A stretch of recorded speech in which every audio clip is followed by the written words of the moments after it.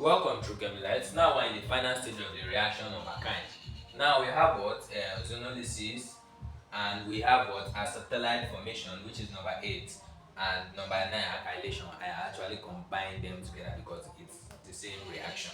Okay. Then number 10 reduction with sodium and what liquid ammonia. So now let's get into business ASAP. Right. Ozonolysis. This is a cleavage oxidation. Now there are two things which can be used for this oxidation. Either we use what the normal ozone that we know, or we use hot what KMNO4, potassium permanganate. Okay, so now on that note, there are conditions for these reactions to happen. Normally in this reaction, the triple bond breaks and each carbon becomes a carboxylic. But now, like as you can see, I draw through two formulas here.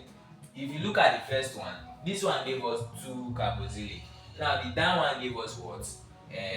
CO2, which is what? Carbon dioxide. Now see the conditions here. If the alkyne is what?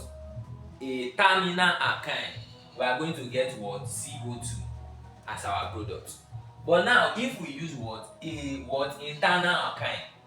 For example, like terminal alkyne is ethyne, we have other internal alkynes. So now I'm saying that if we use an internal alkyne, hope we know what an internal alkyne means. We know that internal alkynes are the one that have their triple bond in between, but the one that have their triple bond at the ending of the carbon is always terminal alkyne. So now for the internal alkyne, we're actually going to get 2 carboxylic acid and water.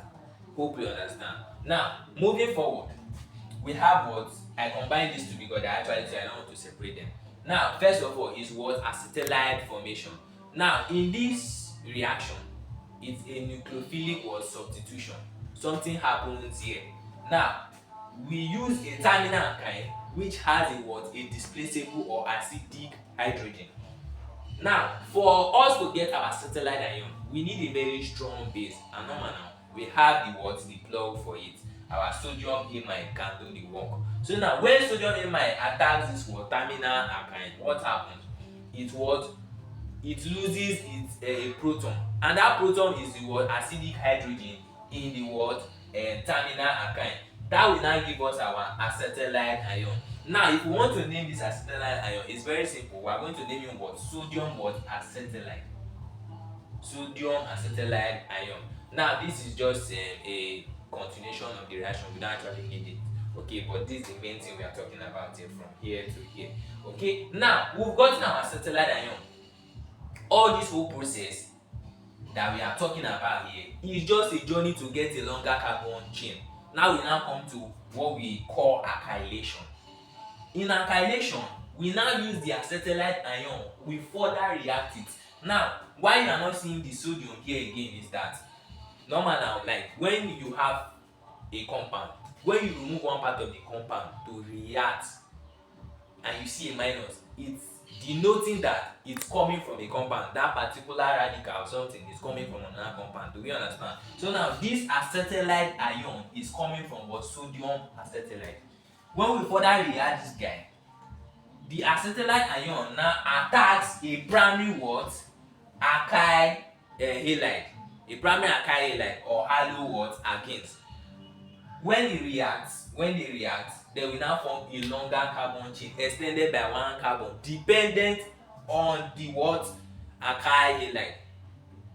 Alright, so that is what we need to know about this reaction. Now, and one thing you should note is that this acetylide ion form is a nucleophile. Now, if you ask me what a nucleophile is a species which has negative charge. Is negatively charged or has majorly negative charge in them. Okay, all right. That's all you need to know about all these what they call nucleophilic ions. So now let's move forward. Finally, we have reduction with sodium and liquid ammonia. Now this reaction is like the reaction we talked about, the second reaction of alkynes, when we were talking about Lindland's catalyst. Now this is like an alternate of it. In Lindlar's catalyst, we are going to get what? We are going to get a what? 6 what? Alkene, right? But here we are going to get a trans alkene. Now look at it. We react what? An alkyne with what they call it, our what? Sodium and liquid ammonia. In order to do what? To add hydrogen. Is a reduction reaction.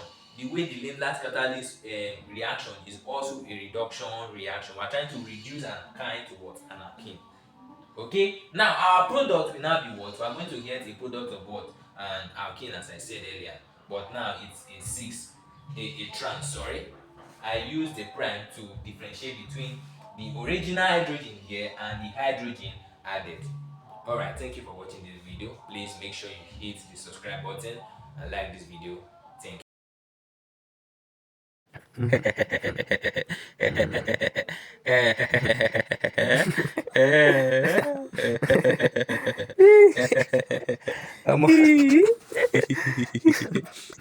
Sorry.